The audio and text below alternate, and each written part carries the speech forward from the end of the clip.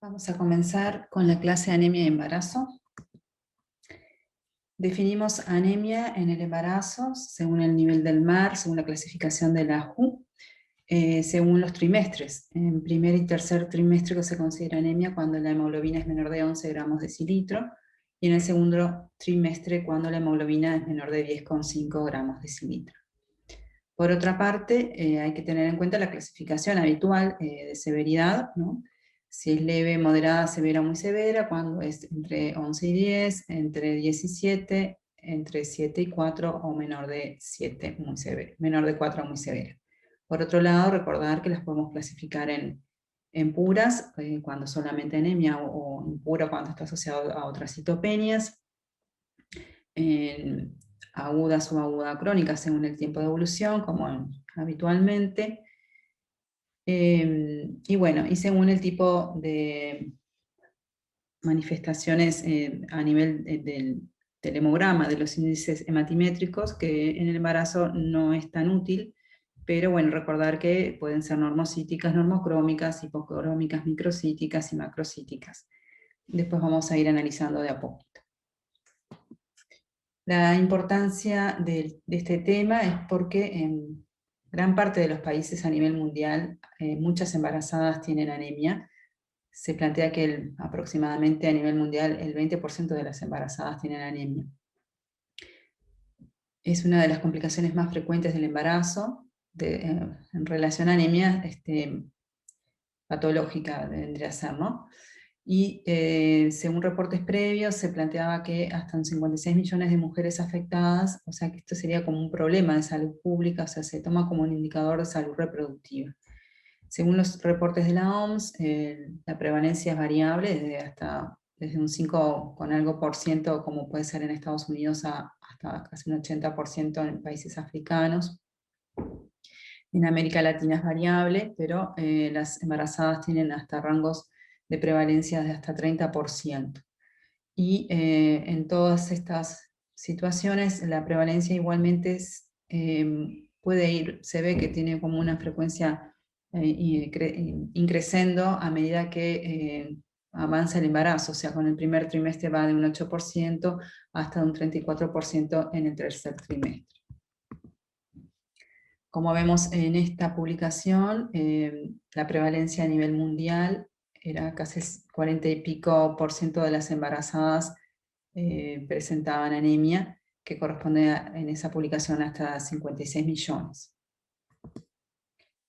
Como vemos en esta otra gráfica, geográfica, vendría a ser de la anemia en el embarazo, la prevalencia, según sean en mujeres gestantes o no gestantes, como vemos, las embarazadas obviamente son una población que presenta anemia más frecuentemente, independientemente de los países, todas presentan esa mayor prevalencia, pero claramente en diferentes regiones como países o continentes pueden tener más prevalencia, como pueden ser, o diferencias en algunos países como continentes, como África, etc.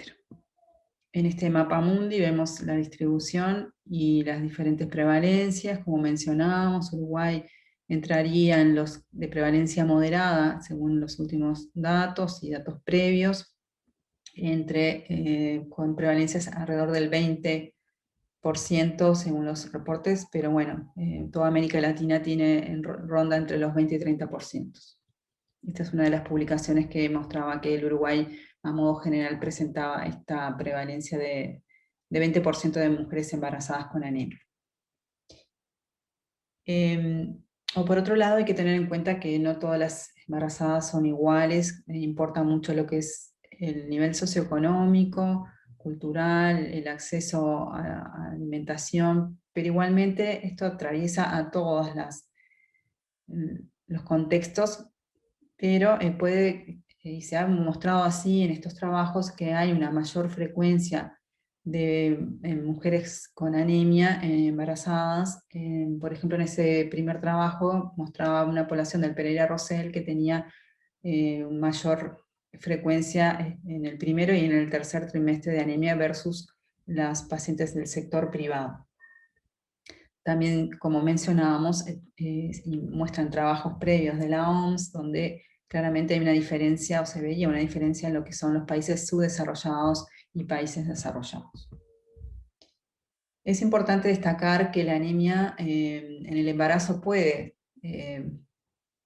ser frecuente en un grado leve, por eso el punto de corte, el cutoff, baja, porque hay una anemia fisiológica en el embarazo que se puede ver y eso aumenta a medida que transcurre el mismo, y no quiere decir que en esos pacientes eventualmente haya un proceso patológico, por eso es que cuando son situaciones leves hay que controlarlas y ver la evolución. En un embarazo normal hay una expansión del volumen plasmático en un aproximado de 40 a 60%. También hay un aumento fisiológico de la masa eritrocitaria en el entorno del 20-50%, pero de todas formas se produce una hemodilución que se va a ver máxima alrededor de las 20-24 semanas de gestación. Por tanto, va a haber una anemia fisiológica y, como decíamos previamente, de todas formas, cuando los niveles de hemoglobina bajan de menos de 10, claramente ahí vamos a tener que ver algo patológico, alguna situación que esté explicando esa anemia, que ya no sería por hemodilución, o sea, no la entraríamos como dentro de la anemia fisiológica. En esta gráfica vemos con el disco de evolución del embarazo en cuanto a las semanas de gestación y lo que es el consumo del hierro, vemos en la parte roja cómo va aumentando ese consumo, esas demandas de hierro, esos requerimientos durante el embarazo, porque bueno, hay un aumento a nivel fetal de requerimiento, a nivel placentario, y bueno, eso es fisiológico y por eso las pacientes que están deficientes de hierro van a necesitar más y un apoyo porque no van a poder suplementarlo, porque van a tener mayor demanda. Este es lo mismo, mostrado en esta gráfica, y es como toda la línea del tiempo de una mujer. Como vemos, las mujeres previamente tienen sus menstruaciones, generalmente las mujeres mujeres premenopáusicas versus hombres, tienen siempre niveles de hemoglobina quizás un poco más bajos o carenciadas. Sería conveniente evaluar a las mujeres preconcepcionalmente antes del embarazo para ver de qué punto partimos. Y bueno, y de allí se produce todo lo que veíamos, ¿no? Hay un aumento de la masa de células de glóbulos rojos que consumen hierro, el feto que va a consumir hierro, también a nivel placentario, con un pico máximo de consumo o de requerimiento en la mitad del segundo trimestre y en el tercer trimestre. Luego va a disminuir drásticamente el consumo porque se termina el embarazo, pero bueno, ahí las mujeres comienzan a presentar sus menstruaciones, los sangrados eventualmente por la cesárea o parto, que pudieran agravar, y la lactancia. Como mencionábamos, la anemia fisiológica se genera porque, bueno, es la idea es que haya una menor viscosidad para una mejor perfusión placentaria, facilitando de esa forma el intercambio materno-fetal. Por otro lado, hay mecanismos compensatorios para asegurar el aporte de hierro a nivel fetal, como se ve que hay un aumento del número de receptores de transferrina a nivel placentarios que producen mayor captación de hierro a contracorriente, o sea, el feto le va a sacar el hierro a la madre a contracorriente por estos mecanismos, va a haber un aumento de la síntesis de ferritina placentaria, y ya en el tercer trimestre hay como un descenso de la ferritina en la madre, va a haber un aumento de la eritropoyetina, y va a haber una tendencia a bloquear y a disminuir la hepcidina materna. Recuerden, la hepcidina es una proteína que se genera a nivel hepático, que este descenso está vinculado para facilitar la transferencia de hierro y su uso para el parto. La hepcidina actúa bloqueando la ferroportina, entonces si nosotros disminuimos la hepcidina, se disminuye, va a haber un aumento de la entrada de hierro y de la disponibilidad del mismo. Todos estos mecanismos de todas formas son vulnerables a estados deficitarios de hierro de la madre que pudieran fallar y no poder compensar las necesidades o requerimientos del feto. Sacando entonces ahora la anemia fisiológica, vamos a hablar de las causas de anemia en embarazo y nos vamos a posicionar y hablar fundamentalmente de la anemia ferropénica porque es la causa más frecuente de anemia en el embarazo. Si bien hay otras posibilidades de deficiencias nutricionales o carencias como de déficit de ácido fólico o de vitamina B12 que son muy importantes a tener en cuenta. El ácido fólico igualmente se da como soporte, como suplemento para evitar déficit del tubo del desarrollo neural del feto, al menos hasta las 12 semanas. Los déficits de vitamina B12 es interesante saber si la paciente previamente tenía algún déficit en alguna situación particular, o alguna celíaca, o constatáramos por alguna posibilidad de investigación de esto, porque pueden, ambas situaciones pueden dar alteraciones muy importantes a nivel del desarrollo fetal. Y bueno, claramente pueden haber todas las otras patologías o sea, etiologías de anemias en la embarazada. A veces hacemos diagnóstico de anemia porque, como siempre decimos, el embarazo es una oportunidad, una ventana para hacer diagnóstico, y bueno, podemos encontrar desde talasemias, enfermedades drepanocíticas o ser conocidas previamente, esferocitosis, bueno, otras causas que pudieran explicar por mala absorción, etcétera, etcétera, etcétera. Pero obviamente que la deficiencia de hierro es lo que nos tiene que hacer pensar en primera instancia, y vamos a ir a investigar. Hasta un 80% o más sería como la causa principal. La anemia en el embarazo tiene repercusiones en la madre y lo que es a nivel feto neonatal. Puede haber una mayor mortalidad materna, porque, bueno, como saben, también la ferropenia puede generar mayor susceptibilidad de infecciones, mayor riesgo de sangrado, de PPNI, parto prematuro. De todas formas, hay poca evidencia en cuál es la cifra límite a partir de la cual aumenta la mortalidad o mortalidad materna, pero sí se sabe que aumenta conforme a la severidad de la misma. Por otro lado, los niños de madres anémicas tienen mayor probabilidad de desarrollar anemia en la infancia, aunque no estén anémicos al nacer, pero pueden ser carenciados y con alteraciones hasta cognitivas posteriormente. Consecuencias de la anemia en el embarazo. Hay evidencia de asociación entre anemia o ferropenia con parto de pretérmino, restricción del crecimiento fetal, bajo peso al nacer, mayor mortalidad fetal y neonatal, depresión por posparto en la madre, alteración en la lactancia.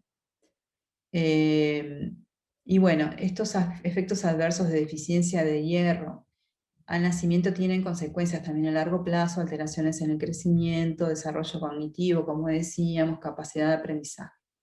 Y estos niños pueden llegar a tener deficiencias neurofisiológicas permanentes. Hoy en día es más raro ver esto porque hay como más educación de la población y de los médicos, pero son temas que tenemos que seguir trabajando. La anemia ferropénica, como decíamos, en el embarazo es muy frecuente, pero la ferropenia sin anemia es más todavía. A veces es un hallazgo en pacientes que no tienen anemia, pero pueden ser ferropenias latentes. Acuérdense de los estadios de ferropenia, cuando tenemos depresión de hierro, con descenso de ferritina, la eritropoiesis deficiente en hierro, va a haber un aumento de la transferrina y una disminución del índice de saturación de transferrina, y anemia ferropénica cuando ya disminuye la hemoglobina. La anemia ferropénica en la embarazada, como vimos, es hasta un 80% casi de las anemias no fisiológicas del embarazo.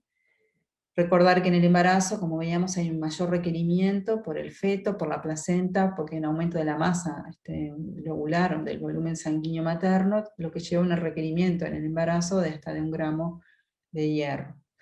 Y hay un requerimiento promedio de 2 miligramos día en una mujer estimada que pese 55 kilos, que va a ir aumentando de hasta casi 1 miligramo día hasta 6 casi en el tercer trimestre. Que si las pacientes no tienen un buen nivel previo o un soporte atrás, es difícil de mantener en muchas situaciones. Por otro lado, hay que tener en cuenta los factores de riesgo de ferropenia en las embarazadas, y es un tema que se discute a nivel de la literatura. No está pautado solicitar el metabolismo del hierro, pero fundamentalmente la ferritina, que sería como el parámetro más fiel a todas las embarazadas. De todas formas, es un estudio que que no le hace daño solicitar y de ser posible se podría pedir, según el criterio médico o del centro donde trabaje, por la prevalencia o las características de sus pacientes.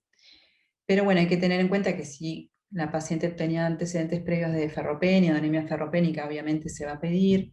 Si tiene alguna alteración del tubo gastrointestinal, fundamentalmente anemia inflamatoria u otros, en las multípares, especialmente con periodos intergenésicos cortos, o aquellas que tenían historias de sangrado uterino normal, las que son de muy bajo peso o con sobrepeso, las vegetarianas, etc. Hay muchas situaciones que las posicionan de alto riesgo de ferropenia y deberíamos solicitarlas.